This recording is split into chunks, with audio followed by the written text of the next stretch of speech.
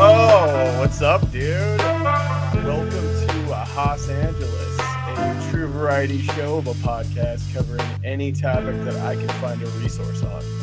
But it's one done in true LA style, meaning I make it all about myself. I am your host, Alex, just another comedian who moved to LA. And today, on my fine podcast, I have my first repeat guest, Mr. Sean, my business expert. How you doing, Sean? Doing well. So it's a variety show now. Is there dancing and juggling and magic?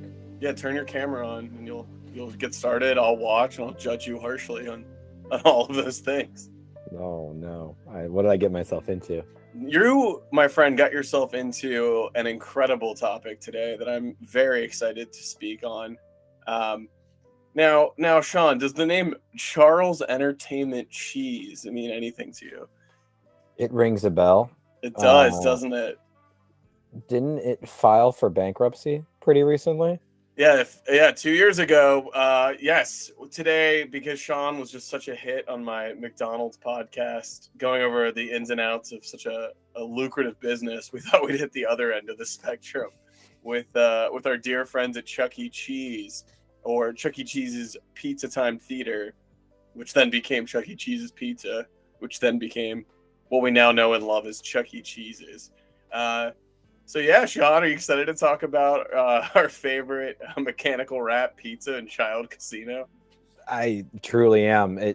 It's very like topical. There's a lot of these We Crashed, like Bad Blood, like all these like Hulu specials about somewhat failed enterprises, and I'm but they're all elitist, white collar businesses, not true salt of the earth, red-blooded American corporations like Chuck E. Cheese, right? Yeah, they're probably not going to want to buy the script from this podcast. We'll try though. I would absolutely watch a show on the rise and fall of Chuck E. Cheese. I think, yeah. I mean, I think we'd have to write it though. I don't think anyone else has fully grasped like the intricacies of Chuck E. Cheese like we have. Yeah, I mean, you'd probably have to make a fictionalized version of a pizza chain themed off a rat where kids are always vomiting and getting, E. coli from one another, or whatever it is kids do at Chuck E. Cheese. I don't mean to disparage poor Chuck E. Cheese, but What would be the fictionalized name for it? Because it's still in existence, so we need. Well, we're gonna get to this in a minute, but I would like to use one of their original names, which was Rick Rat's Pizza. Do you know about this? I've heard about it. They were briefly called Rick Rat's Pizza, which I think that's just so perfect. Nothing wrong with that. I'm actually horrified they steered away from that name. What could have been? They probably wouldn't have been bankrupt. That's right. But oh yeah, you got something else to say? No, I was gonna say it would be like a Fortune 100 company if it was Rick Rats. You're goddamn right, it would be. I really wanted to bring Sean on, and for those of you who haven't heard dear Sean on my podcast before, you'll know that he is an expert on all things business. A man who attended a top 20 business school. I can't remember if it was closer to 1 or 20, but it was definitely somewhere in that list. Well, that's your favorite line. That's a repeat joke, everyone. Go back to our first podcast and you'll hear it in that one too. That's the only thing people say about my podcast is that one line. But anyway, I digress. Sean, why don't you do a quick intro for anyone who missed the last episode with you? Yeah, I mean, you really said it all. Top 20 business school, closer to 20 than 1. I am a connoisseur of all things business. Worked in consulting for several years, and have not had the chance to do a failed venture with Alex yet. So I'm hoping this is my opportunity. Maybe you'll pitch me something fun on the show. But I think that's the next progression of our friendship. Alex has always said like the best way to really like make a business successful is to go in with your best friends, right? That's what they say. Right? Like mix friendship with business is the absolutely is the idiom. And investing large sums of money with people that you really enjoy spending time with is always a great idea. Right. That's how you solidify a friendship. Yeah, there's no better way. Great.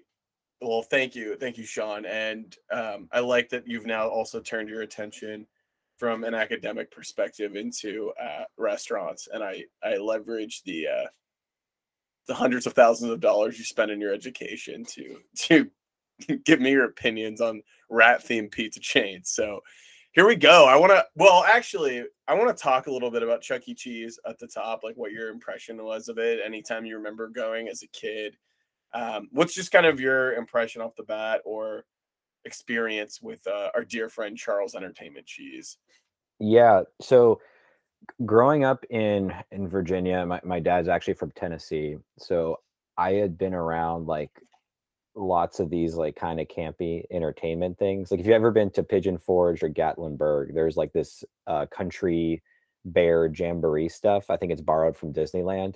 But I like grew up with these animatronic robots and like, and there being like food kind of loosely based around them. And then like Chuck E. Cheese obviously like popularized that. And like honestly, I loved the Child Casino. I had such a blast there. There's only one time, one I have this vivid memory. It's actually a nightmare that I had after going to Chuck E. Cheese's for a friend's birthday. In the nightmare, I like stumble behind stage of like the animatronic band, Right. and I see what's controlling them, and it's this like eye of Sauron with like an animatronic eyeball on top of it, and the eye is just like wiggling out of control, and like There's your business venture. A Lord of the Rings themed like regional entertainment restaurant would be wow. fucking amazing. Wow. And I had this at like 6 years old, and I've been sitting on it for so long. I know, right? It's so good. It's so good. And yeah, that nightmare terrified me. And I don't think I didn't go back to a Chuck E. Cheese for a long time after that. But overall, I love that stuff. I love the games. I was a huge video gamer. The pizza is just what you need and nothing more. I'll put it that way. And the tokens were like the points on like whose line is it anyway. Like the tokens like never like the tickets, they were completely meaningless. I never won anything. So you might get like like a pencil topper or something. At best, a pencil topper or a bookmark. What when was the last time you went to a Chuck E. Cheese? Oh gosh. It was definitely elementary school. I've never been as an adult for any reason. Yeah. I actually poked my head in one last summer. They let you into them? Yeah, it's weird. Well, they didn't check my ID, thank God, or it would have been a complete fiasco. I just kind of opened the door, looked around, and left because I was actually getting pizza across the street. I was on a road trip and stopped at a better pizza place. But I do kind of with you. I had a lot of fun at Chuck E. Cheese as a kid. I remember. Apparently, that's where my second birthday was. I don't remember it, but my parents like taking my sister and I there because they did sell beer and they had skee ball and enough games that anyone can enjoy of all age. And then maybe I have a much younger brother, so I might have went a few times as like an early teenager when he was a little kid. But I don't think I've been and enjoyed myself in a long time. I guess that's what Dave and Buster's is for, the mature Chuck E. Cheese. The mature. Did you hear this is random? It spurred in my head because you mentioned birthday party. We both mentioned birthday party. That Chuck E. Cheese has a backstory that he was an orphan that no one ever celebrated his birthday. It's on his official company website. It's on the official, yeah. So his whole purpose is to bring birthday joy. I actually read that was not added to the backstory until 2012, which kind of bummed me out. I thought that it had always been a long-standing component to the Charles Entertainment Cheese mythos. I wanted there to be lore. I wanted there to be like Lord of the Rings, like a Summerillion. There's a lot of backfill in that lore, unfortunately. But yeah, let's dive into the history of Charles Entertainment Cheese, and they are in trouble, Sean. Or it depends which way you want to look at it, but they did file for bankruptcy in early 2020, or I believe June of 2020, because of the pandemic was probably as hard a shot to Chuck E. Cheese as anything could possibly be, because those things were already kind of gross when we were kids. I definitely probably gained immunity to so many diseases from crawling through all those tubes and through that was through our everything vaccine. else. That was our Yeah, pandemic. that was my generation's war, man. That was our Vietnam. Yeah, that was our Vietnam. Yeah, 88 to 89. Do you Man, remember those? it was tough. Do you Crawling. remember the like when you're climbing through the tubes? There was also like that weird netting that you would like climb over that was open. It wasn't the same as the tubes. You were kind of encapsulated, but you're up in the air on that weird, basically crosshatch netting, and your foot would always get stuck in. Yeah. But yeah, and if you fell, you just fell onto more netting. It was like I a don't think you could spider. fall because it was so there were the holes were like the size of a pizza slice. You know what I mean? But Oh, it was okay. just a weird thing Yeah. that they would build for us to climb through. Oh, strange. Yeah. It's actually Chuck E. Cheese didn't always have that. That was kind of pioneered by McDonald's play places. Mm, McDonald's and the Discovery Zone, if you remember Discovery Zone. Um, mm. but like McDonald's and Burger King and those places invented the ball pit and the tubes and the slides with the idea being like if the kids have something to do, the parents can stay and eat longer. So it'll make them come to a restaurant. And it's so and I want to get to this because this idea of like I'm gonna call it regional entertainment, like physical regional entertainment, like Mm-hmm. tubes and arcades and animatronic, like Mm-hmm. that is so gone. And Yeah. it's funny because on one hand, it's like, why did we ever even like that stuff? But on the other hand, it's like it's still the same. Like, why do we see no value in it anymore? Like, why did Rainforest Cafe, Dave Yeah. and Buster's, Discovery Zone, And, uh, and with it gone is bipartisanship, like extending over the aisle, just the sense of community in America in general. Like it's all just gone. yes. Is that where you're getting at? Because I Well, think it's just maybe it's just the fact that I grew up in the '90s and the early 2000s when this stuff was at an all-time fever. Mhm. But I miss it. I miss having the opportunity to go somewhere where something was fun. That's an experience I remember as a kid. What I think I loved the most about Chuck E. Cheese was this idea of independence. Right, there wasn't a lot of restaurants my parents would take me to where I could just fucking fuck off and do Yeah. whatever the hell I want for like 3 hours. And they have no idea where I am. But, we could do that at Charles Entertainment Cheese, where a kid can be a kid, as I So, believe their so slogan. when you were growing up, you couldn't just like run around at a random truck stop like I could. You were not given that kind of I independence. was not. So it's probably why I have a fonder memory of Mr. Cheese than you do. Probably. But Well, uh, I mean, but let's fact check that. Is it just because we grow up and now we are out of touch with regional entertainment, or no, no, I mean, is they're it all true? gone. They're all gone. Okay. Yeah, and I Okay. actually Fair have enough. a few stories to go onto that when we get through this, but I Okay. I, I want to start with Charles Entertainment before I get Yeah. into what Let's I'll save our. call regional entertainment. Yeah. Let's save those stories for later. All And right. I have another Chuck E. Cheese story, by the way. You probably heard of it. Oh It's yeah. from the corporate lawyer that used to work for Chuck E. Cheese. He told me a Oh yeah, story. yeah, yeah. We'll Yeah. get to that too. All right. Well, let's Okay. just start with a quick history lesson for our fine listeners. The first Chuck E. Cheese Pizza Time Theater, opened in 1977 in San Jose, California. It was started by a young man named Nolan Bushnell. He was a employee of Atari, so he made all his money in video games. Realized that these video games, these arcade games he was selling to different businesses, especially restaurants, were really profitable. So he wanted to build a restaurant around arcade games. He ended up landing on pizza because of the prep time it takes. It's not like a quick cold cut sandwich or something. It's going to take a little bit of time, so people will play more games. So he opened the business as a result. Originally, the story goes that he was going to call it Coyote Pizza. Have you heard this? No, I haven't heard this one. So originally it was called Coyote Pizza, and the reason we have what we have today is he ordered a mascot suit for the animatronic, and the reason he wanted to have animatronics was he actually, when he was in college, worked at a amusement park, so he had a little bit of experience with animatronics. So he knew he wanted animatronics, arcades, and pizza. Ordered a coyote suit from a like a mascot suiting company, but what arrived was a rat costume. So he just said Classic. instead of calling them back and being like, "Could I get the coyote that I paid He's for?" changed his He name. said, "I'll just be Rick Rat's Pizza." Until someone said it's a really bad idea to open a restaurant with a rat theme. People really don't like that. So then he said, But people "Fine." love coyotes.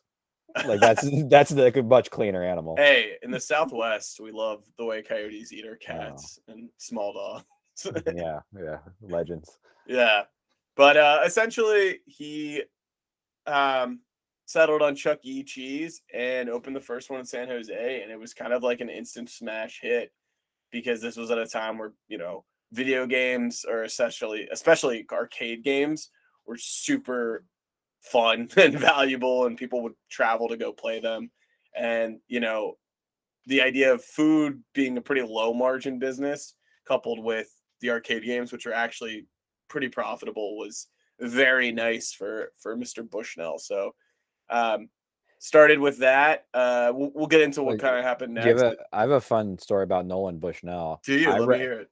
I read, so he was the co-founder of Atari, and he, would create the actual like Atari gaming machines. And those are the parts that like Tim Cook and Steve Jobs were using when they were building the first Apple computer. Are you telling me if it were not for Chuck E. Cheese, Yes. I wouldn't Yes. be talking to you on my iMac right now, or MacBook Pro, whatever the hell it's called? Yes. Yes. They actually approached Bushnell Nolan for what they were going to give him 1/3 of the company, Apple Inc., for $50,000 because they like Oh my God. they trusted and A respected third him. of the company. Yeah, and he said, I was so smart that I said no. And he's like, and every time I think about it, which I try not to, I cry a little bit.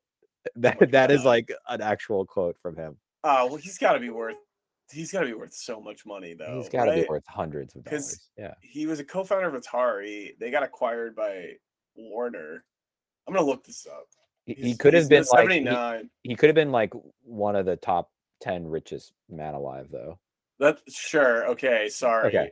All right, actually, his net worth's only 50 million. That's it'd probably be a lot more if he owned a third of Apple.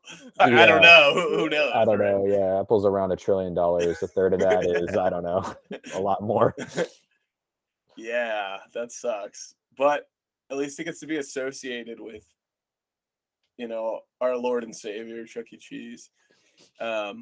Well, so the story goes, and stop me if you've heard any of this or want to add any color commentary, but they were kind of humming along, expanding pretty reasonably at first, right? But then I believe his name is Robert Brock, was kind of a businessman who kind of saw the success around like 1979. So it's only been around for a couple of years at this point. And he originally was going to franchise like 200 Chuck E. Cheese's, and then dropped out halfway through to just open his own copycat business called Showbiz Pizza. So then there became, for a while through like the early 80s, there were two kind of big pizza restaurants with arcades and animatronics, and one was Showbiz Pizza and one was Charles Entertainment Cheese, Chuck E. Cheese. And they kind of like went back and forth for a while. It sounds like the animatronics were much fucking better at Showbiz Pizza, so people really like that place. Oh, I learned this today. I didn't know. Did you know originally Chuck E. Cheese wasn't totally geared towards kids? Like his first idea was like it's for everyone. And Chuck E. Cheese, the rat animatronic, would smoke a cigar and talk in a New Jersey accent. Yeah. I actually saw like a YouTube clip of it, and it's like, what? He's like, get out of here! Like, Yeah, what are you exactly. like? What are you doing here? It's like, oh my God, I wish that was still a thing. That's so much better. Oh my God, so much better. He's like Frankie, what are you doing? That's all right. I'm gonna get to this because we're gonna talk about all the different rebrands that Chuck E. Cheese has gone through. If they brought that shit back, I would go. I would be like, I have to go to like Dirty Jersey Rat Pizza. It's too good. I would go to Atlantic City just for that. Like I would take the train. Oh my God, that's so funny. I'm really glad you knew that. But yeah, that's a fun fact. Look at that YouTube clip. It's pretty insane. What was the kind of the origins of the character of Chuck E. Cheese? He aged like in reverse. He's like Benjamin Button. He started out like this old like crickety New Jersey like mobster, and then he like turned into like a skateboarder with like cool sunglasses. We're on the Rockstar rat now, so Yeah, Oh, the sorry. skateboarder Was was late was later 90s. on. Okay, yeah, sorry. I jumped Yeah. ahead of myself. Please. All right. So the crazy part of the story that's worth mentioning is there were some pretty bad debts because essentially Bushnell's plan to combat the copycat business of showbiz was just to expand way faster than he could afford. And he opened a shit ton of locations. And then he declared bankruptcy, I think in 1984, around that time. And then Showbiz Pizza bought Charles Entertainment Cheese, or at the time, Pizza Time Theater Inc., which is crazy, right? The idea of the copycat beating the Mhm. original. That's like, I don't know if Pepsi bought Coke or if Burger King bought McDonald's. And then the craziest part is that instead of renaming all the locations Showbiz Pizza as a winning company might often do, he decided to name Brock, I guess, decided to name them all Chuck E. Cheese. So he changed his own business to be the original instead of just calling them all Showbiz Pizza, which won. Yeah. Yeah, I guess it was the much better brand name at the time. That which is a wild concept to think about. You're like, how is that the better brand, even though they were like way less locations? Dude, and that's kind of been the theme of all the research I can do is the staying power of the character of Chuck E. Cheese is so like just powerful, and it's what's allowed this to stay and last, and it's why venture capitalist firms get into them or private equity firms will buy them, or why they'll continue to be able to fund their locations, and why we probably won't see them go out of business because people just everyone in the world knows the name Chuck E. Cheese. I thought about kicking this podcast off with explaining what it is, but that's psychotic, right? Yeah, I saw I saw this like on the Wikipedia article. There was a Chuck E. Cheese that looked like nothing, like it looked exactly like the one in the United States, same name, everything's exactly the same light, same building. And it was like this is in Lima, Peru. Or it was like a random town in Wow. Peru, and you're like, "What? They have Chuck E. Cheese there?" And they look exactly the same. Like That's it's just a strange I, concept I that see one in they're here in Chile. is there one in Chile? Okay. Yeah, it's so crazy. It's just such a weird concept that that's like like universally known for like amazing brand awareness. Like who would have thought? Yeah, that's so great. I think they're in 16 separate countries, 47 US states. I wonder which 3 states don't have a Chuck E. Cheese, but Yeah, California is one probably. don't Alaska have and it. Hawaii. Yeah, those are the Yeah, three. I got it. yeah, you nailed it. Good job, buddy. Yeah. But yeah, I feel really terrible for you people without a Charles Entertainment Cheese in your life. No Yeah. Sky Tubes. Sorry, North Dakota and South Dakota. Yeah, I mean, the story from there, I mean, it's pretty much they've kind of fight back and forth. They had a bit of a heyday in the 90s. They did a big rebrand that Sean alluded to where they brought in skateboarding Chuck E. Cheese. And then they did another rebrand in like 2012. And I do remember this one because their ads were everywhere. Um, they basically got rid of the animatronics, right? Um, they got rid of the tokens, which those tokens were so iconic, the gold tokens, and now Yeah, you the have gold like a tokens. game card.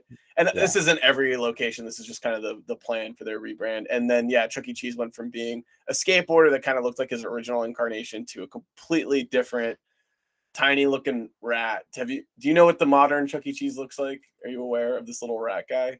No, he's probably he's what is he? Come on. Give it to me. Can you share your screen? I I'll pull it up. Yeah, I Me can't share my me screen. Jeez. Yeah, he's a rock star little mouse. Oh, Yeah, I know. Isn't oh that God. awful?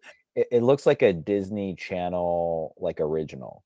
Like it It looks looks like terrible. it looks way too much like an actual mouse. Like that's the problem, or like an actual Oh rat. no. Yeah, I Oh don't like the no. new look. I think they need to go back to cigar smoking and Yeah. Jersey Chuck.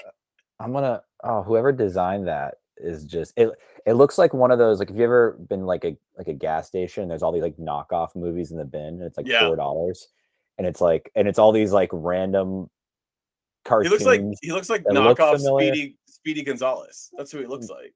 Yeah, but like way overblown, like way too much like production on it. Yeah, Yeah, we hate him.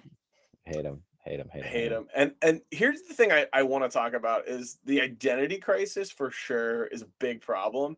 But like if you go to a Chuck E. Cheese, and I noticed this when I poked my head in, and I've read about this online, they like genuinely still have pictures of the old versions of Chuck E. Cheese everywhere. Like they haven't updated it all over. And like obviously there are things like an old animatronic you might not want to get rid of, or there's sometimes he's built into like a ride or something, one of the older versions of him. Isn't Mhm. that so confusing for a child to see like four different incarnations of a Chuck E. Cheese and like really dated references about it? Which I mean, for us it'd be kind of cool. Be like, oh, I remember that. But like as a child, you'd be so confused, right? Yeah, You that's got to just pick one. you got to pick one. Our Lord and Savior can't take four different forms. You must pick only three at maximum, right? Yeah, yeah, and the other funny thing was that that 2012 rebrand was where they took a big emphasis on kind of changing the menu. So I do remember the ads that would kind of hit when I was in college or around that time, and it was a lot of advertisements aimed at parents saying, "Oh, we have new like gluten-free, healthy pizzas. We have Mhm. salads. Like, just come in here on a day after school and drop the kids off, and like have a glass of wine, enjoy our Wi-Fi," which is really weird to me because for me, I only ever went to Chuck E. Cheese for birthday parties or something like really crazy event, right? My parents would never take me there on a day at like after school. Right, right. No, that's like setting your kid up to be like a gaming addict. You're gonna take them this like every day after school. You get a glass of wine and a gluten-free pizza. They get like a, they play video games for 3 hours every day. That's a bit much. Yeah. Um, well, and also I have a story about the branding. I don't know if there'll be a better time to share it. So I'm just gonna slip it in here. I actually talked to one of the original corporate lawyers for Chuck E. Cheese, All and right. he just So you're talking back in like the 80s? yeah, he was a corporate lawyer in the late 70s, early 80s for them. Okay. And he like later went on to be like their chief legal counsel for a little bit. Oh But yeah, man. he was telling me how they started and how they were like winning over like parents, because at the time an arcade was like synonymous with sketchiness and like, Oh like really? yeah, it was like those were like the bad parts of town where like where the arcades were. So parents were like very resistant to this like basically child arcade, being moved into their town. And how they would convince them was they'd go to like parent teacher conferences or like town hall meetings, and they would bring like the rat. They would bring Chuck E. Cheese in the costume, and he would like have a little like spiel, and then everyone would clap and be like, "Oh, never mind. Like I totally want this." Which is like, what were people like doing in the 70s and 80s where that would convince them to be like, "Yeah, yeah, this is all. Yeah, let's We go can with trust this. this Yeah, guy. we could trust this guy. Nothing shady there." That's hilarious. And then he's like a corporate lawyer in a suit in the back, just like clapping along and just like, I thought you were grinning. I thought you were gonna say they brought them the tokens. Like that, do you remember that Always Sunny episode where they try to make their own Dave and Buster's? And they No, oh, you don't well, no, go. they decide, oh, we'll make Patty's dollars for our bar, and then we'll give those out, and then people will have to come here and buy our beer because they have to use the Patty's dollars. So they just give away basically free beer for like a week, not understanding how it works and all. So I thought it was going to be a nice little Always Sunny dip, but no, No, they I wish. No, I wish it was that amazing where they gave out free tokens and just bankrupted their Chuck E. Cheese's like right off the bat. No, they would just honestly just convince them with the mouse, or that's what this how the story goes. And I'm just like trying to imagine like this town hall or like this sweaty dude in like a rat suit's so like good, impressing the especially if it town. was the one with the cigar, Oh, the that'd be Jersey amazing. accent. That'd be amazing. That'd be amazing. I wish. Oh, that's so great. Hey, so I want to jump into this and we can provide a business lesson for everyone interesting. So essentially, kind of what led to their bankruptcy that they filed for in 2020 was in 2014. The private equity firm Apollo bought Chuck E. Cheese in a leveraged buyout. Do you want to explain what a leveraged buyout is to our listeners? I have like a Yeah. rudimentary explanation ready if you can't, Mr. Top 20. Yeah, I got you. I got you. So a leverage buyout basically is where you raise debt financing to buy the firm but you put the debt on the company you're buying's balance sheet. So you Exactly. basically saddle a company with debt in order to buy them, and then they have to service the debt, which is another word for just paying the like interest payments on the debt. And if they're not able to do so, then they have to declare bankruptcy. So Yeah. and then if you are able to service the debt, it's actually a very good way to buy a business, because you didn't have to, put up your own capital to do so.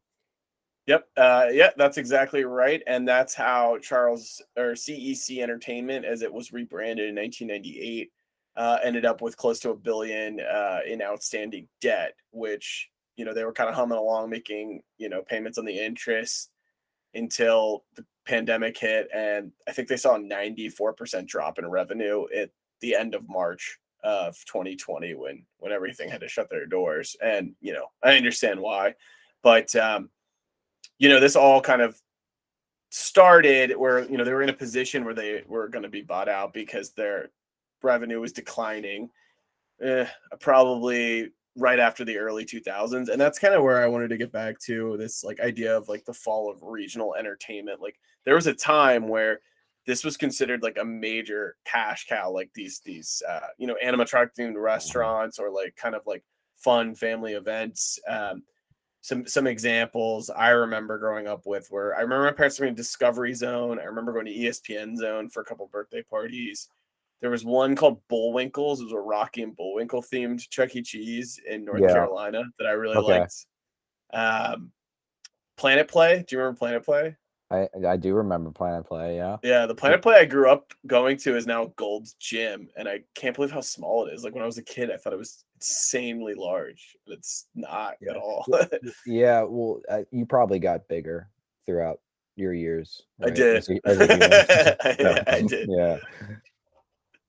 Um, but yeah, what do you because I mean we watched all of these things kind of go up and under pretty Hmm. fast. I mean, like what is it like, and that's, I just don't want to, I mean, I guess it's easy to say we have so much entertainment in our homes, TVs, video games, we have our iPhones where we don't need like a fun experience when we go out to eat. But like I guess it just makes me sad that all of these like kind of interactive, fun regional experiences are gone, and they kind of only went down. Although I guess Dave and Buster's has some strong staying power as well.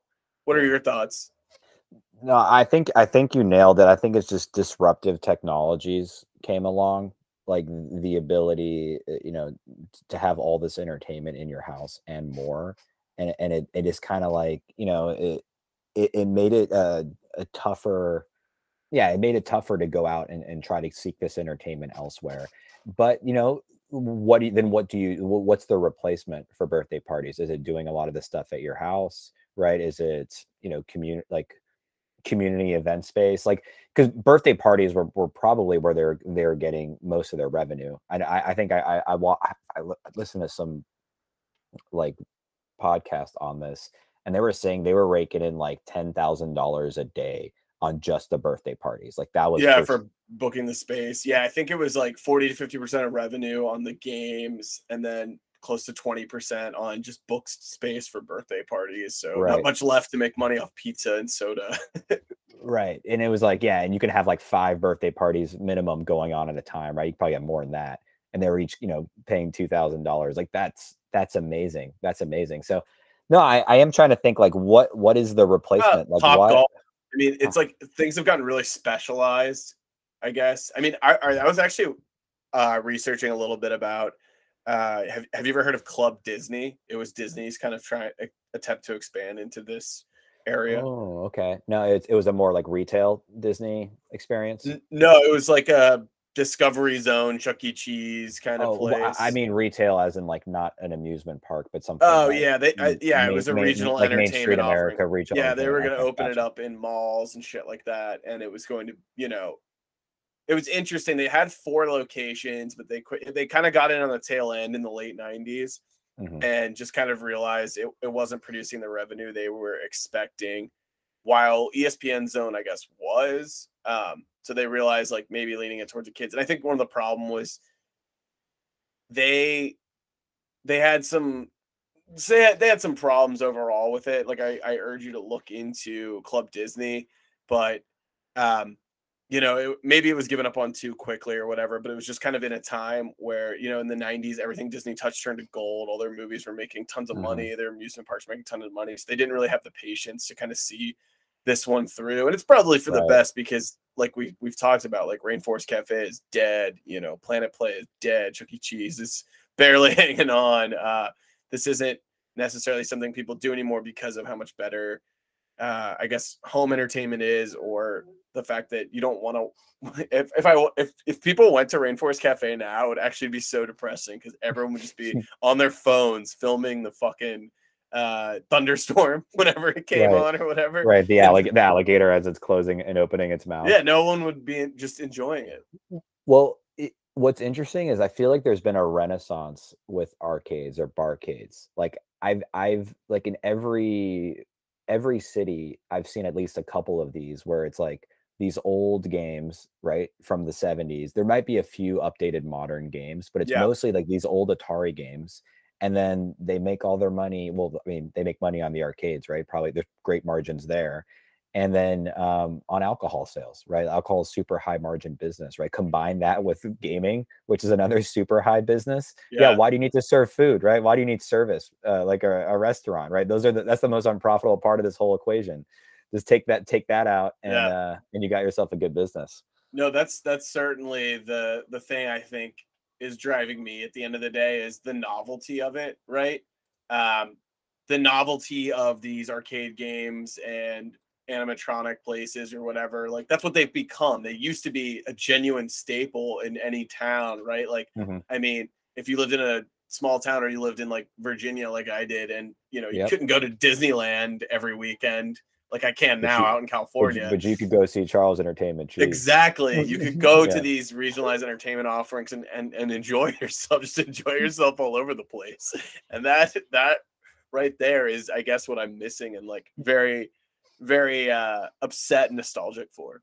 Do you remember this is kind of a weird thing, but like, do you remember the Chuck E. Cheese pizza? Like, people were saying they recycled their Yes, pizza thank because you. the I'm slices so didn't fit together. okay. I totally forgot about that, and then I saw it somewhere So like yeah, there's a TikTok, and I was like, YouTuber. "What?" Oh, was a YouTuber YouTuber. Okay, started this in 2019 or 2018. Named I think the guy's name is Shane Dawson. If I get that wrong, yep, Shane Dawson. And okay, yeah. So you've heard about this too. So yeah, there was a conspiracy theory that Chuck E. Cheese recycles their pizza. Essentially, the idea is that if you order a large pizza, they take leftover slices from right. uneaten pizzas and shove them together to make it look like And a full it's pizza. like a Frankenstein pizza. Like all the slices like don't like don't line up. One's smaller, one's larger. Yeah, Uh, I mean, they deny it vehemently, but if you Google it, I mean, the pictures are kind of convincing. Like, I was convinced. It looks like it looks like the pieces don't match at all. It's like a yeah, if you Google it, it's pretty you damning evidence. yeah, I mean, I don't know, I don't. That doesn't seem. You really think they would do that? And if so, maybe it's like one location does it. But do you think it's like a corporate policy? Like we Well, like to recycle our you, you know, slices.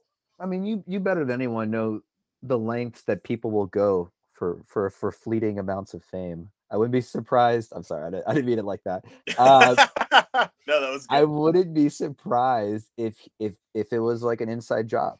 Like he got them in on it, or he just Just, I mean, kinda he could have just ordered three or he could have pizzas and ordered made 3 it pizzas and made it himself, right? Yeah, Who's I to think say? other people have gone to do it. Yeah, I don't think it's real. Just from working, I've worked in 5 restaurants and just Right. knowing how serious they take like all of the FDA regulations and health Yeah. code and everything. No. Just even like joking about that would be enough to get you fired at a restaurant. So I can't imagine that's for real, but it is funny that people believe it because of this YouTuber. Yeah. And are there some other good conspiracy theories? Like that one's okay, but I feel like there's gotta be better ones On out Chuck E. there. Cheese On specifically. Chuck E. Cheese specifically, yeah. I mean, that's the big one. I mean, I don't know. I don't even really. I kind of remember what the pizza tastes like. Um, every now and then I'll get like a shitty slice of pizza somewhere and be like, "Whoa, that's it. That's Chuck E. Cheese. I That's Chuck E. remember." Cheese, it'll bring you Yeah, back. Yeah, but Wow. I can't really You gotta, describe it. I remember it was really bready. Like yeah. I felt like I was eating mostly bread, and it Write the, wasn't like write great, but it wasn't that bad. write the places down next time you find one, because I also want to have that nostalgia. Like I will You could pay just extra go for to a that Chuck E. for the Cheese. no, I want to get the original. I want the original crappy all bread, just like a little bit of ketchup on top, just one little bit of cheese. Yeah, I You know, want to have that. It's like a lunch, like a cafeteria lunch pizza yeah. in like middle And school. what I found really funny is I saw a video kind of talking about when they declared bankruptcy in 2020, and they were urging customers to get pizza to go, like carry out. Like I don't know why on earth you would go support your local Chuck E. Cheese. Like on one hand, Right. it's not good pizza. On the other hand, like they're backed by a venture capital firm. Like they Yeah, have the private money to equity. survive. Or Yeah, if they don't, who cares? You can find another one. right. It's nobody's life's work that's like falling apart. Like if you want to help out a local business, I mean, Yeah. And they weren't even like keeping on staff during the pandemic either. I oh know hell no, they let like half their staff go, maybe more, probably more yeah, than that, right? So it's not like they're just like some great community do-gooders where it's like, yeah, please just support us with takeout. Play our arcades from home. yeah, Just like right, right. so crazy, Don't redeem your tokens. Don't redeem your card. Just give us that revenue. yeah. But why? Why do you think Chuck E. Cheese just sank so hard? Do you think it's more so kids don't like it anymore? Because I can't believe that, or parents are refusing to take their kids there. Because if I were a betting man, I think as our age or our demographic and our generation gets to child rearing age, we might have a little bit of fondness for it. Like if I had a child, I think I would really enjoy taking them to Chuck E. Cheese and drinking beer and eating pizza if I can. Yeah, I mean, the first thing that pops into my head is just like it's dated, right? You can play all those games and more on an iPad, on an iPhone if you're a kid. There's no need to go in there and But Dave and you know, Buster's gets a lot of people. But I guess Dave and Buster's has really shifted the focus to watching sports. Like they want to be a sports bar now with mhm, that happens to have games. yeah. Whereas Chuck E. Cheese just kind of has died on that hill where it's kids' birthday parties, right? Yeah, It's a place to be where a kid can be a kid, right? That's that's like right. that was that was the motto. And, and I mean, and also is probably just hubris, right? Them thinking it was a bigger market than it was, right? Expanding like crazy, taking on a massive amounts of debts that it couldn't service. Like, had it been that just like truly a smaller business, right? You shut down the unprofitable locations, or you don't expand in them at all, right? You do some more market research. I think it could have been a thriving business to this day. It's not going to survive everywhere, right? You can't expect every single Chuck E. Cheese to survive and not kind of can get cannibalized by like, Dave and Buster's, Top Golf, really like any of the other choices you have. Um, Yeah, I suppose the idea is as their clientele ages out, there's always going to be more kids to kind of come in. It's not something people are going to True. get sick of, which you could in theory get sick of. Dave and Buster's, there's not more like you got to wait a while before someone becomes of Dave and Buster's age, Right. right? So you're okay. So that's a good point. So who is their clientele? Is it the kids, or is it the parents that are I mean, you got to get the nostalgic? parents to bring them, right? But Right. I don't know. Like, I don't know enough children. Maybe you do, Sean. Maybe you got a lot of friends under the age of 10. But I don't know what a child's opinion on Chuck E. Cheese would even be these days. Wow. Because, yeah, maybe what they really need is a tie in, like a TV show, like The Adventures of Chuck E. Cheese, which now Right. I think, how has that not already been a thing? That's like, the easiest way to capitalize on merchandising, as we always talk about. And I'm just thinking, like, we talked about it a minute ago. If Lord of the Rings wanted to launch a pizza place, it might have a chance at survival. I'm sure Disney, like when they wanted to make Club Disney, they wanted to capitalize on their IP, and everything was themed to a different movie or television show or character. Yeah. Um, why has why haven't they tried to get into that industry? You mean you haven't seen the Chuck E. Cheese movie? I have not, but I'm down to watch it if you've got a copy. No, that's a good point, and it brings us back to your first ever episode that the Green Goblin from the Spider-Man series was too scary, so they had to make him less scary so that they could sell figurines, right? Action figures, Yeah. and kids could watch the movie, right? Because otherwise it was not going to make any money. And Chuck E. Cheese never successfully navigated like their IP. They never really, put it on the big screen that I'm aware of. And yeah, I would be surprised if they're anything but a long forgotten dream in 10 years, right? Because if you don't stay relevant now and like you don't catch someone's attention in 3 seconds, it's not gonna have a lot of staying power. I don't know, man. I disagree. If you look up their operating income over the last several years, like they're actually doing better than I thought. Like it's in the upper hundreds of millions in terms of kind of income, but obviously, they've taken on a ton of debt, and that's been kind of the big issue. I do believe there is some legitimacy to the fact that the brand recognition is so strong. Um, I'm gonna look up what is kind of the latest on them. They got a new CEO in 2020 after filing for bankruptcy, and it looks like he was the president for international development at Six Flags. So who knows? I mean, yeah, I think more locations are going to close, and it's going to become more of a novelty thing, right? Mhm. But it is. I mean, even still, it's pretty wild. I mean, they've been around since 1977. That's pretty impressive. We're getting close to 50 years of Chuck E. Cheese. Yeah, I'm looking at their. I was gonna pull up their 10K for something interesting, but I don't think we got time for that. No, I mean you make a good point. They may need to go through more iterations of Bring rebranding and back the Jersey Italian rat yeah, with a cigar. exactly. You need to go upstream, right? You need to age as your clientele ages, right? Like so they need to have like a whiskey bar and a cigar bar named I'd was freak it out. was it Rick Rat cigar bar. Rick Rat's cigar bar for us to enjoy, and then the kids can have their Chuck E. Cheese, and we all God, have I a good love time. that. Now, Yeah. do you think the other reason, part of me maybe thinks this is like the helicopter parenting, or just maybe safety Mm, concerns of safety? Like I remember my parents not wanting me to go to Chuck E. Cheese because they thought it was disgusting. Definitely remember them. My brother was obviously the favorite, but as they got older, they were really scared about letting him run off on his own. When I was a kid, like I said, I could fuck right off in a Chuck E. Cheese. Do you Yeah. think it's growing fears where parents don't feel comfortable just like letting their kids run buck wild in a Chuck E. Cheese? Because Club Disney had a plan for this when a parent entered. So part of the thing is parents could not drop off their kids there. It wasn't a daycare. The parents and the kids they came in with had like matching wristbands with essentially QR codes on them mm.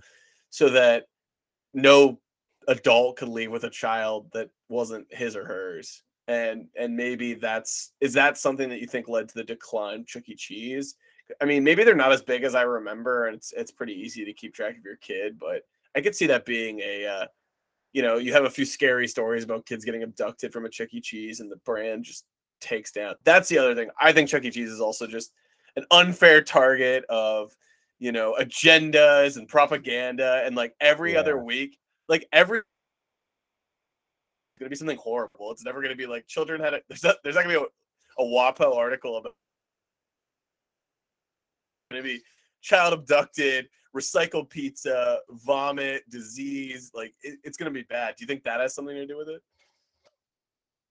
Yeah, I mean that's something to think about for sure, right? I can't think of anything off the top of my head of like an abduction that happened from a Chuck E. Cheese, but like I guess just like as yeah, as fear mongering and stuff goes up, it's like I could see that playing a role.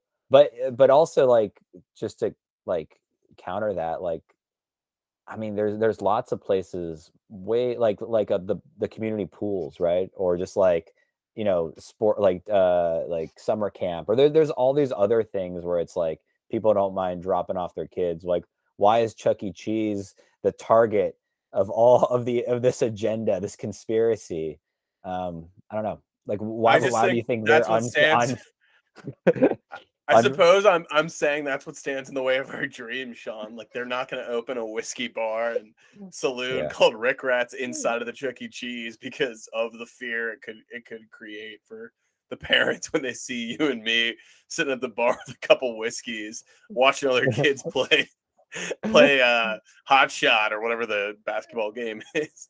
Yeah, well, that's why we need to open it next door. Like have like a white van where Rick Rats can just operate in peace. Yeah. Where all you Rick Rats can have a good time. Yeah. Yeah. No, I love it. I think we need to. That's the business I've settled on. I don't think the Lord of the Rings park, holds a candle to Rick Rats. The thing I like about the Lord of the Rings idea is you could actually probably save a decent amount on labor costs because you have the weird Tolkienites who are so obsessed with the books they would do anything to have a job where they could just dress up in Lord of the Rings garb every day and go to work. So it's you like could probably it's like a Renaissance fair. You don't have to pay those people. They do exactly it for fun. They do it for free. Yeah. So yeah, as long as you have one location where people will travel to, that's the problem. Is like these. I look back on just the history of so many businesses, and I laugh to myself about how an organization believes their model is worthy of franchising, whereas I think something like Chuck E. Cheese, if there were only like 4 in the country, it'd be a BFD, and people would go true for miles. And obviously that's just not realistic. You have someone that wants to give you a shit ton of money to license your idea. Right. You're going to say yes. But that's where I would be different with my Lord of the Rings themed restaurant, right? That way people would want to come from, everywhere. Right. And you put it somewhere just completely random, like Wichita or like Eugene, and people will flock there. It'll be like a destination. There'll be like documentaries made about going Absolutely. to the Lord of the Rings, like animatronic Chuck E. Cheese. Like yeah. Have you heard of Casa Bonita? Oh, I've heard of this from the South Park episode. From the South Park episode. Yeah. Yeah. So there were a couple of them in the Denver area, maybe a few more elsewhere. And it's if you haven't seen a South Park episode about it, where it's a real restaurant it's like a Mexican restaurant with they have cliff jumpers, they have like a cave you can walk through, they have like a mariachi band. It's like a really fun like regional entertainment experience. Nothing like crazy like arcade games and stuff, but they're in like these big areas and stuff, and they were declining in popularity. But then there's a South Park episode where Cartman talks about how his favorite place in the world is Casa Bonita. It's Casa Bonita. And that whole episode is really funny. And it got a little bump from that. Well, it got a little bump from that, and then they were filing from bankruptcy in the last couple of years. And then I don't know if you know a lot about the South Park guys, Matt Stone and Trey Parker. Yeah. But they, I guess, were actual fans of the restaurant. They got a deal. Wait, so have you heard that Paramount Plus paid an absurd amount of money to license all the back catalog of South Park? You were making me guess the amount, and in my wildest dreams, I don't think I even got close to how much they paid. They got paid $900 million for South Park. They get, and all Paramount Plus gets is like all the seasons and then like 10 new specials and like maybe it's 10 seasons and 14 specials, but you were never going to make $900 million back on a streaming platform.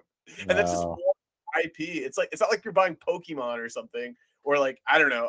That's not even worth $900 million. It probably is. How much does Paramount Plus charge? I'm just going to try to figure out how they're ever going to get that back. Yeah, unless it's like $1 million per subscriber, I don't think they're going to get that back. So let's call it $120 like per subscriber. That's not even enough. Okay, so that's 7.5 million people you're going to need. Yeah. They will never make that money back. It's the dumbest thing I've ever heard, but like good for them. So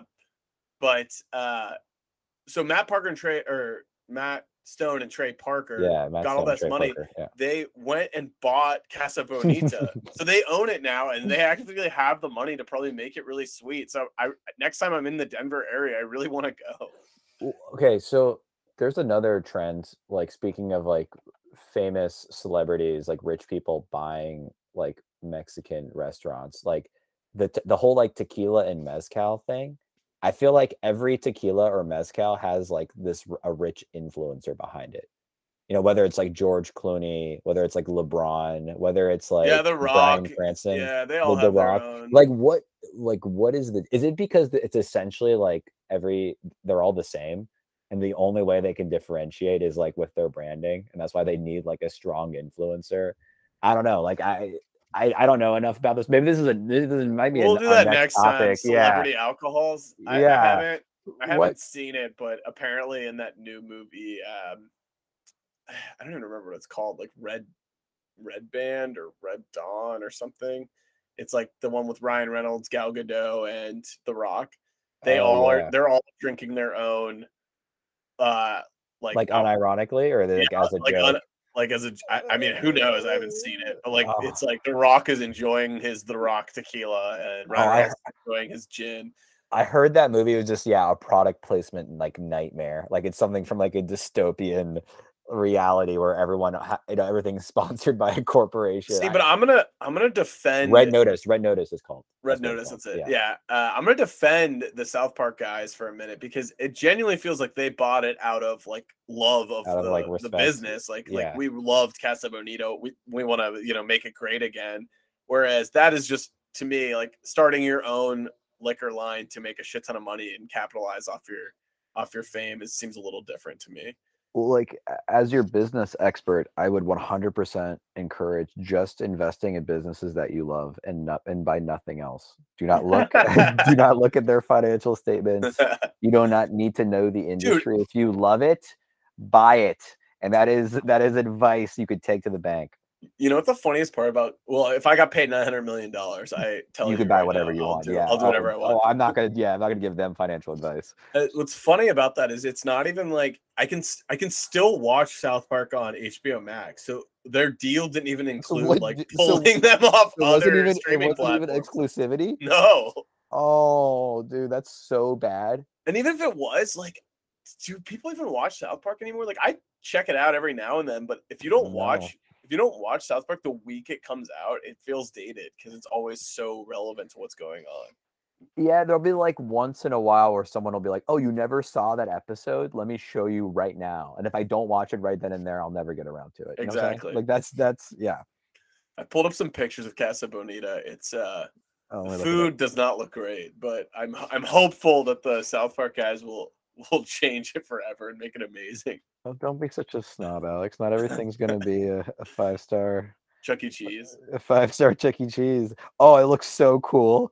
Wait, what? Yeah, I know. I want to go so badly now. Are you kidding me? Dude, we need more regional entertainment like this. I mean, maybe I keep going back to this. It's probably just the novelty of it, but I don't know. Like when I'm in, I think there's a Rainforest Cafe left in Vegas, and I think there's a ESPN zone left in Anaheim. I might be wrong on both of those, but there's a Blockbuster in Bend. I know it's not exactly really in the same, but and if I'm ever in these locations, I have to go. I feel like you have to go. It brings just so much joy to me, and I probably wouldn't even like it that much, but it's just I need to experience it, right? Yeah, I went to the last Blockbuster in Bend, Oregon, and it was awesome. Apparently, you could rent it out as an Airbnb at night and like sleep in it and watch like old VHS. That's my fucking dream. So you're watching like Terminator 1, with your 20 and 30-year-old friends like huddled on the floor of a Blockbuster. My parents kept a TV with a VCR in their guest room. So whenever I go home and visit them, I always just watch all the old VHSs, or I literally order new ones from eBay because they're like 50 cents. I can get whatever like 90s or early 2000s movie I want. What's like your comfort like VHS movie where you're like it's good no matter what? Like Sick Day, like dude, Saving Silverman.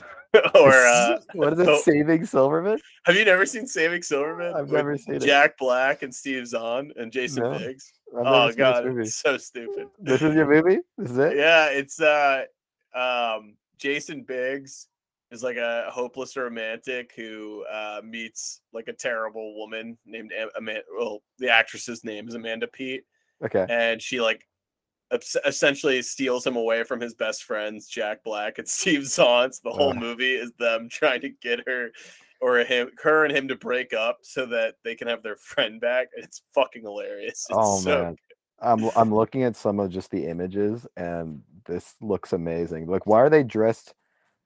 in like disco outfits at one point. They're in a Neil Diamond cover band. That's why. Oh my And Neil god! Diamond I'm has so glad I a asked. role in the movie. Oh my I'm god, it's so amazing. glad I asked. It's actually so fucking good. And there's a funny story about it because the first time I saw it, I rented it from Blockbuster when I was like 14 or 15, and I somehow got the unrated or R-rated version of the movie.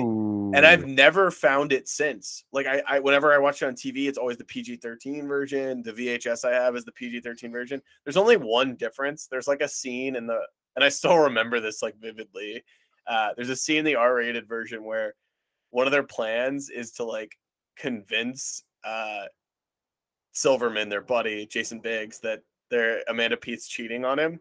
So they hire hookers to play like naked ping pong with them, and then they take a bunch of pictures, and then they do and then they keep in mind this is like on a Kodak film strip. They do like terrible editing of like a physical photo to show Jason Biggs like, oh, it looks like Amanda's cheating on you. Look, she was playing naked ping pong with us. Like, isn't that bad? He's like, oh my god, it's that was the R-rated scene. yeah, and that's it. There's like no other difference. Oh. At least I don't remember a single other difference. I don't remember them saying fuck anymore or anything. So they had to Photoshop an actual photo on top of film, and that was their big plan. That was dude, they have like 50 big plans. It's amazing. Like there's this they abduct her at one point and then try to convince him that she left him. Oh, that's good. Yeah, it's a fantastic movie. I always I never seen this movie, but I always associate it with Sarah Silverman. Oh yeah, people do that a lot. Yeah, and that's why people think like people will avoid it, which is ridiculous because Sarah Silverman's an amazing comedian. She's hilarious, but I don't know. The association was like, I don't want to watch one of her old specials. Like, no, I have her new stuff. It has nothing to do with her whatsoever. No, nothing whatsoever. It's a really funny fucking movie. Yeah, I very much enjoy watching Saving Silverman. And the reason I have all these old VHSs is that's the TV I brought to college, and we just bought a ton of any movie we wanted to buy. It was like 50 cents on eBay, so we would just buy a bunch of old movies. I have like all the Kevin Smith movies and American Pie and anything a college-aged young buck would want to enjoy on a VHS. Right, Fern Gully. Fern Gully. Dude, mine was Point Break. This might not make it into the podcast. I don't care. But Point Break, we'll probably stop recording at this point, but Point Break was like the greatest B movie ever. You've seen it. Well, you were fucking high because this is absolutely making it in the podcast because Point Break is fucking amazing. Dude, I love that movie, dude. That's a classic. A quarterback from Ohio State manages to go to, he goes to law school and then he goes undercover in the FBI. Like, the most famous from the most famous. I think he's an All-American too. I think he was essentially like going to the NFL, but he ripped up his knee, like Johnny Utah. And that's the guy you pick as your undercover agent. Like, it's amazing, amazing. Who thought of this movie? It's amazing. Yeah, and it was directed by James Cameron's wife. Oh well, kudos to her. What's her name? Catherine. She made a perfect movie. And she also directed The Hurt Locker, I think. Via Con Diaz. Yeah.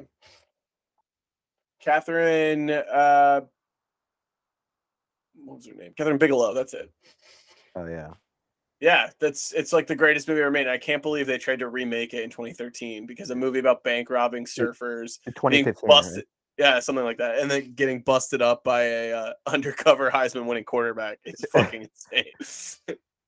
The movie is just like the perfect, like, you're sick movie because it requires like no thinking. It's just like amazing scenes, like surfing, skydiving, like amazing one-liners. Like there's like nothing to it. You've inspired me. I'm definitely gonna buy that on VHS next Please, time. can you buy it on? Yeah, I'll come to California to watch it with you. It's in my parents' house, so I'll see you. Oh, okay, cool. We'll see you in Virginia. Yeah, see you there. Yeah. I'm glad we got off on that tangent, but anything else to talk about with Chuck E. Cheese? We've kind of gone on for a little bit. I think the future is grim for Chuck E. Cheese, but I don't know. Maybe they'll come up with something like me. I mean, if things like axe throwing and Top Golf and I don't know, there's other weird little like gimmicky shops, but I guess they don't really involve food that often. At Yeah, least axe maybe. throwing doesn't. Yeah, maybe if they like, you can throw the pizza slices like into the animatronic cheese, like mouse's mouth. Like you There's combine like definitely an every arcade game sport. where you There's could an do that. arcade game where you can do. Oh, it's okay. Yeah, no, it's grim. It's grim. It's grim. I'm trying to think of a way to save them. Kids don't want to play games anymore at a rat casino. No, they just want to take pictures and record videos and like and get fake likes. That's God. What are we Maybe if getting your at? What are we likes coming to? were able to like We're turn into tokens. tickets, or tickets or tokens, so you get prizes. I mean, there's an Yeah. arcade at the bowling alley by my house out here, and it's actually hilarious because I don't know why the top prize there is a Mike McCready autographed guitar. So, which is something I would love to have. Mike Yeah. McCready being the lead guitarist of Pearl Jam, for those that don't know.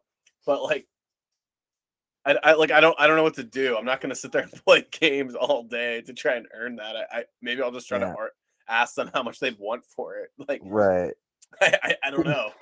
Can you imagine the person who's like played by the rules and got all the tickets and is about to get the guitar, then you just buy it outright? You just like I would ask the love to manager. learn about someone that's actually bought an Like- Xbox from a fucking Chuck E. Cheese. You remember that dream as a kid? You'd see like the Xbox, the N64 back there, or the surfboard, or the fucking guitar, or the bike, and you actually thought, "Oh shit! If me and my friends combine our tickets, if we get down to business, we don't waste our time in the fucking Sky Zone, we can actually win that prize."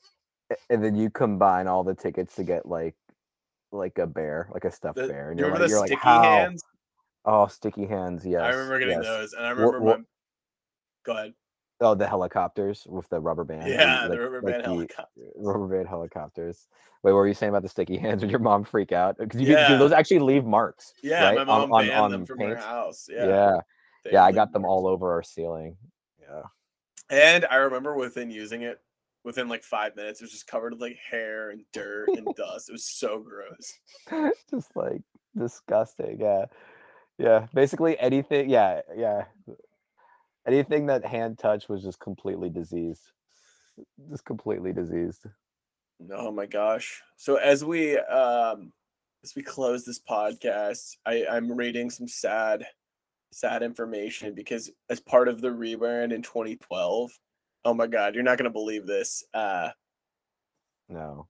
When they rebranded it to the Tiny Rockstar, they replaced the voice actor of Chuck E. Cheese to the frontman and guitarist for Bowling for Soup. He's now the current voice of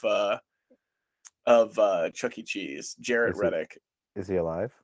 Yeah, I mean that's fine, but they by 2015 the Chuck E. Live stage has gotten rid of all the animatronics, so they don't have animatronics at their places anymore. There's a modernized dance floor, and then there's performances by dress up actors. So people still dress up as Chuck E. Cheese and dance around and shit, but the animatronic shows are being removed pretty much everywhere.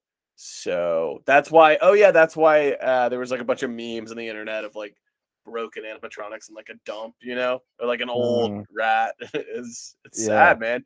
No more Toys R Us. I'm gonna have a part 2 of my nightmare tonight. Yeah, I'm in the junkyard, right, and I see the eyeball that haunted me as a child. That's right. Yeah. Well, shit, man. Anything else about Chuck E. Cheese? I mean, I think we boiled down their improvements to a few things, right? They either need a rebrand or to stick to the one rebrand they've picked and quit fucking moving around. Yeah. They need Bowling to cater for to Soup is it, okay? They need to cater to adults more in better ways. I think they need to use their space a little bit better. Maybe less lofty prizes or more of an investment in physical activities that people can't really do at home. Something that gets them closer to Top Golf or axe throwing, but for kids. Right. And they need to stop expanding so fucking crazy. Yeah. And hopefully the bankruptcy, like I don't know the specifics, like the terms they negotiated, but gets rid of some of their debt, right? So they can actually just service like a reasonable amount of it and actually invest more on these improvements. And better food. Yeah, better food, and just stop expanding so much. Stop getting ahead of yourself. Just focus on the ones you have, right? Yeah. And then the last thing is we need a Chuck E. Cheese TV series or movie. Mhm. We need to We'll write it. Hulu or Netflix, we will write it. We volunteer to write it. There could be something there, right? About a rat that It's an orphan. or is it like It's like Fievel Goes West. maybe it's like he's this modern Chuck E. Cheese is taking over his dad's business, but he doesn't want to be an animatronic rat. He wants to live a different type of life, and He wants to be struggle. he wants to be a comedian in LA. And yes, Dude, there was comedian Chuck E. Cheese at Chuck E. Cheese's that I went to. Like I don't know if you remember, but that's part of the lore.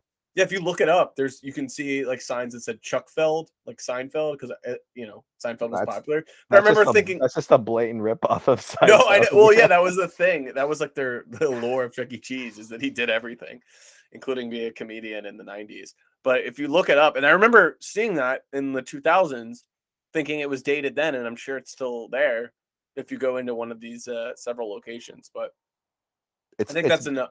Go ahead. Yeah, I was gonna say that's just like a fun Easter egg now. Like they might as well just keep it around. Like Chuckfeld, that's amazing. Yeah, definitely. Anything else to add? No, that's it, my man. I think we nailed that one. Just demolished it. Well, great. And if you haven't already purchased it, which I'm sure you did on Amazon Prime, as soon as I said this, Saving Silverman is your movie to watch tonight.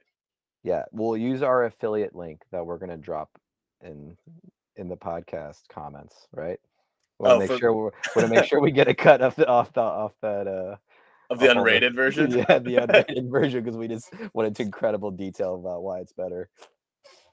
I mean, you should still watch it even if you can only get the PG-13 version. But I'm telling you, I can't find the R-rated, unrated version or whatever you want to call it anywhere. If I ever, I'm gonna keep my eyes out for it. Please, Alex. Okay, yeah, my eyes are peeled. Yeah.